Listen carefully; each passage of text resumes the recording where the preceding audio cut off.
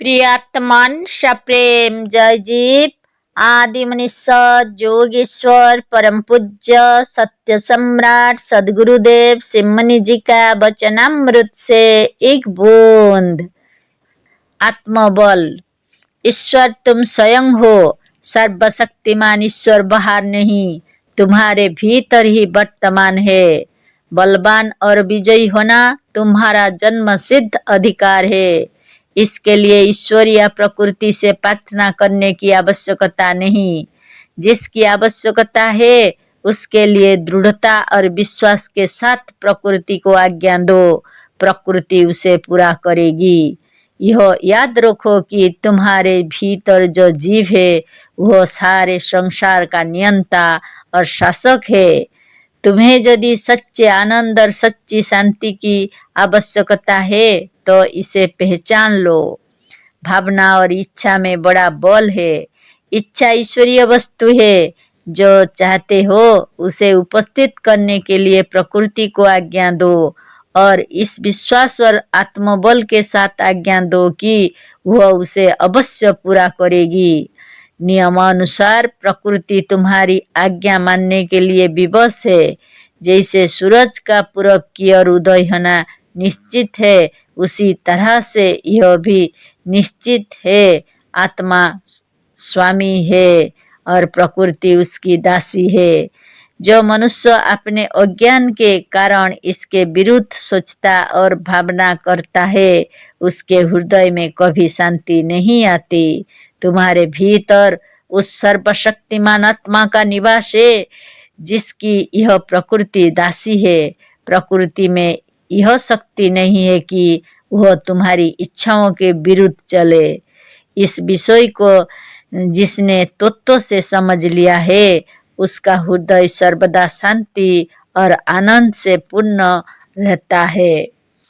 मनुष्य की आत्मा के भीतर अनंत शक्ति है, अनंत और अखंड आनंद है, अनंत सुख और सच्ची शांति है, अनंत और सच्चा ज्ञान है।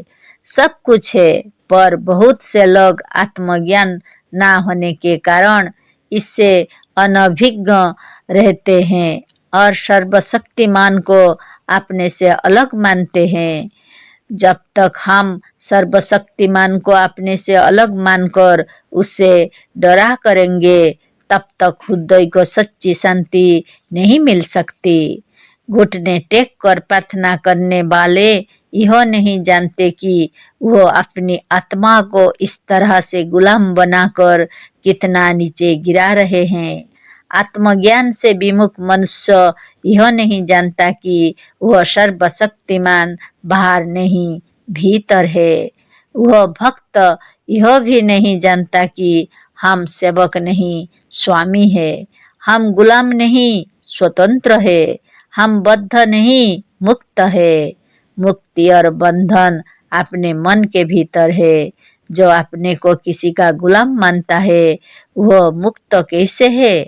जो ज्ञान भक्ति या धर्म हमारे सच्चिदानंदों को या हमारी स्वतंत्र आत्मा को गुलाम सेवक या नीच बनाना चाहता है उसे दूर से ही छोड़ दो। अपनी आत्मा को पहचानो, अपनी महानता और अपने गौरव का ज्ञान स्वयं प्राप्त करो। जब तक आपको अपने सच्चे स्वरूप का ज्ञान नहीं है तब तक सच्चा आनंद और सच्ची शांति नहीं मिल सकती। आत्मज्ञानी जीवन मुक्त है। वह संसार में रहता हुआ भी स्वर्ग में है। आत्मज्ञानी के लिए संसार दुख का समुद्र नहीं, आनंद का महासागर है। अपने को निर्बल मानना सचमुच निर्बल हो जाना है। अपने को सेवक और बद्ध मानना सचमुच अपने हाथों से अपनी स्वतंत्रता छीनकर हथकड़ी और बेड़ी धारण कर लेना है। ईश्वर के सामने भी नित्य गिड़गिड़ाना, हाथ जोड़ना और नाक रगड़ना मनुष्य को नीच बना देता है। सचमुच यदि ईश्वर का व्यक्तित्व हमारी आत्मा से अलग होता तो वह इतनी प्रार्थनाओं और मांगों से उब गया होता। अनंत काल बीत गए पर मांगने वाले अब तक दरिद्र ही रहे। अब भी वही मांगे और प्रार्थनाएं वर्तमान है। बिना आत्मज्ञान के हृदय में पूर्णता नहीं आ सकती। जब तक हृदय के भीतर पूर्णता नहीं है तब तक वहाँ आनंद और शांति नहीं रह सकते। जो मांगो अपनी आत्मा से मांगो, दूसरे से मांगना भिक्षा है जो अति तुच्छ है। जो मांगो उसे अपना समझकर मांगो, मांगना छोड़कर ले लेने की आदत डालो। सुख शांति और आनंद पर तुम्हारा साम्राज्य है, तुम्हारा स्वत्व है, तुम्हारा अधिकार है, वो तुम्हारी वस्तु है। दूसरे की वस्तु गिड़गिड़ा कर मांगना या चुरा कर ले लेना दोनों पाप है। तुम्हें किसी से मांगने और प्रार्थना करने की आवश्यकता नहीं है। तुम्हारा खजाना तुम्हारे भीतर छिपा हुआ और बंद पड़ा है। आत्मज्ञान की कुंजी लेकर उसे खोलो और जो चाहो ले लो। आश्चर्य है कि सम्राट दूसरों के सामने हाथ जोड़े। आश्चर्य है कि धन कुबेर भी सेवक के सामने हाथ पसारता और भीख मांगता फिरे। आश्चर्य है कि सर्वशक्तिमान भी दूसरों की सहायता चाहे। आश्चर्य है कि सारे संसार का स्वामी अपने को गुलाम, दास और सेवक कहे। आश्चर्य है कि बलवान सिंह अपने को बकरी और गिधड़ समझे। अतः सच्ची शांति, सच्चे आनंद के लिए सबसे पहले अपने सच्चे स्वरूप का सच्चा ज्ञान प्राप्त करना चाहिए। किसी की दया के भरोसे या मांगने से अनंत ज्ञान, अनंत धन, अनंत बल, अनंत आनंद नहीं मिल सकता। आत्मा के भीतर अनंत धन, अनंत रूप और अनंत बल है। इस खजाने पर तुम्हारे अज्ञान और अविश्वास ने ताला चढ़ा रखा है। विश्वास की कुंजी से अविश्वास के ताले को हटाकर या खोलकर इस आत्मा में से जो चाहे ले लो।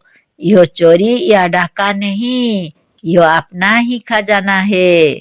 भ्रमवश या अज्ञान से अब तक तुमने इधर भीतर की ओर दृष्टि नहीं डाली है। चीज तुम्हारी है, खजाना तुम्हारा है, यह आत्मदेव स्वयं तुम्हारे है। पुराने विश्वासों की और पीठ करके अपनी आत्मा के सच्चे स्वरूप की और मुड़ जाओ। अज्ञान और भ्रम की आग से झुलसे मनुष्य जब तक अपनी आत्मा की शीतलता के पास नहीं पहुंचेंगे तब तक शांति नहीं मिल सकती। हमारा सच्चा स्वरूप और हमारी सच्ची आत्मा शांति, आनंद का समुद्र है। भ्रम और अज्ञान के जंगल में भटकना छोड़कर इस गंगा में स्नान करो। सच्ची भक्ति और सच्चा प्रेम मनुष्य का अपनी आत्मा से होता है। अतः ईश्वर के सच्चे भक्त ईश्वर को अपनी आत्मा से अलग नहीं मानते। इसी प्रेम को अनन्य प्रेम कहते हैं। जो अन्य नहीं है वही अनन्य है। अपने आप का प्रेम या भक्ति अनन्य भक्ति या अनन्य प्रेम कहलाता है। दूसरों का सच्चा भक्त अंत में जो जानता है वो यही है कि हम स्वयं ईश्वर है।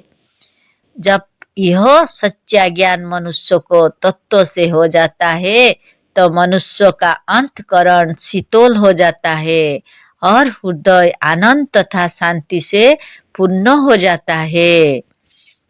यदि संसार के सब भूतों में वही व्यापक है तो तुम जीवात्मा कैसे हो? यदि सारे संसार में वही निर्विकार पुण्यात्मा वर्तमान है तो तुम दुर्गुण से पुण्य पापात्मा कैसे हो? अपने को पापात्मा, क्षुद्रात्मा और नीच समझना छोड़ दो। जो अपनी आत्मा को पापी और नीच समझता है वही आत्महीन है यही आत्महत्या है। ऐसा मनुष्य कभी उन्नति नहीं कर सकता। अज्ञान से संसार दुख मूल है। अज्ञान से संसार पापमय है। अज्ञान से मनुष्य ईश्वर नहीं, एक अत्यंत क्षुद्र जीव है। तमाम बुराइयां अज्ञान में है। वास्तव में कहीं बुराई नहीं है, किंतु संसार की सारी जगह उस आत्मा से पूर्ण है जो निर्विकार, पवित्र और महान है।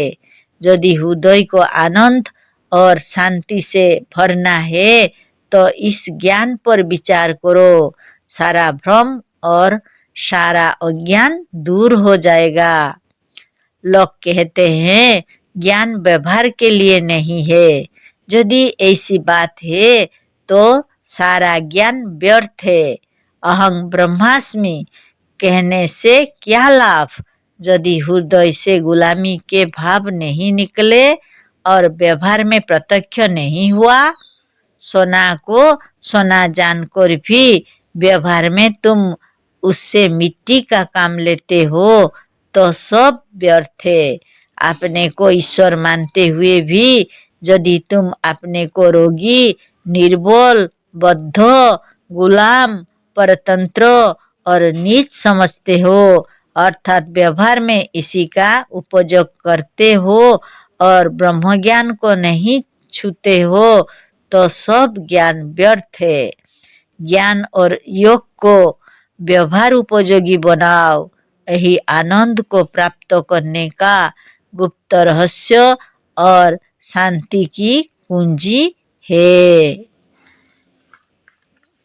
सब जानकर यदि हाथ पर हाथ रखे बैठे रहोगे तो कोई लाभ नहीं है। ज्ञान और योग मनुष्य को उन्नति के शिखर पर पहुंचा सकता है, पर जब उसे व्यवहार में लाओगे तब। ज्ञान और योग वह तलवार है जिसमें तुम अपनी सारी विघ्न बाधाओं को काटकर आगे बढ़ सकते हो, पर अच्छी से अच्छी तलवार म्यान में रखकर खूंटी पर टांग दी जाए तो कोई लाभ नहीं है। इसीलिए मनबल, इच्छा शक्ति, विश्वास, ज्ञान और योग को व्यवहार में लाओ। आलस्य छोड़कर उठो और कुछ करो। कर्म और परिश्रम में ही शांति और आनंद है। जय जीव।